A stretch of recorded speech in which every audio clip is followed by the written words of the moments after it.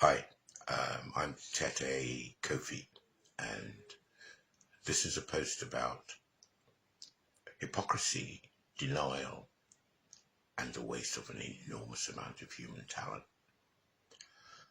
So many things have happened in the past, since May 25th, when George Floyd got killed. We've had the Black Lives Matter thing, which has swept through 50 countries around the world. And you would have had to be living under a rock not to have been moved by the events in the past, say, 3-4 months. And yet people pretend as if it's business as usual when they go to work. That can't continue, because it's as if for the minority populations, as people of African origin, everything is in limbo. The world has demonstrated that on so many levels, those of us who live in the West, face a massive existential threat. Institutionalized racism is a matter of fact. Everybody knows this, unless they're stupid. Even COVID's come along, whereas the death rates in Africa, where most people are people of African origin, are much lower than anywhere else in the world. In the West, the rate of death, I'm told, as a black man, I hate that word, but it's what you all use, is twice that of a white person my age and in all other respects similar to me in demographics. Now, if you're white, it's business as usual. The whole world's facing the pandemic. You're facing it. I'm facing it too. It's just that the likely impacts on white people is infinitely less dangerous than the likely impacts on a man like myself. And you expect me to come to work and pretend that everything is tickety-boo. You expect people of African origin to deal with you as if we don't know what we know. I have to say that those who are able to pull off the act are acting very, very well. But here's what is dangerous about it. What they're doing is that they are acting to spare the blushes of the white majority.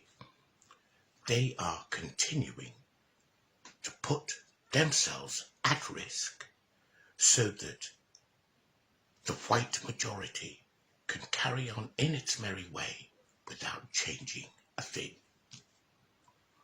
What's the cost? Companies are losing the human resource, the invaluable human resource that they are paying 100% for, but those human resources are spending maybe 50, 60% of their human talent actually delivering what they're being paid for. And they're spending maybe 40, 50% of their emotional, intellectual, social, and life skill energies making white people happy. What a ridiculous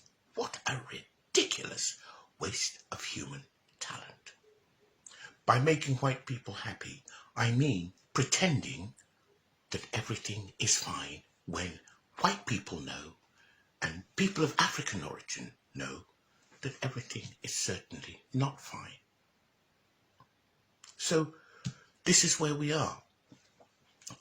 This phony game, this phony dance that keeps going round and round and round, which white people can afford to deny because they're not at risk, which people of African origin can by the day less afford to maintain. This phony dance has to stop. What it means is that people of African origin are going to have to go to work to bring all their stuff. That means being themselves. That means not pandering to white opinions of how they should be. I've had the great fortune to present a series of programs called Your Voice on Yanga Television. And one of the first decisions I had to make was to decide that actually, even though I worked at the BBC before, this wasn't the BBC, that I had to apply my knowledge, my intellect, my life experience to crafting something that was relevant for the audience I was actually going for. I've not had a more fulfilling experience in my life because it brought all of my life alive. Now, contrast that to another situation where I go to work to act a role,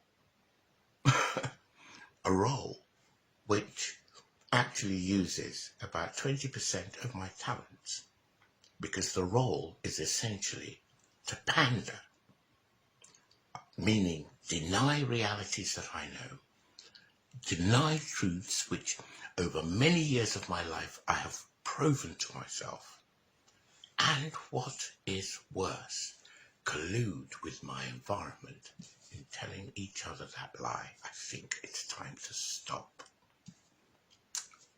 No company can afford to do that.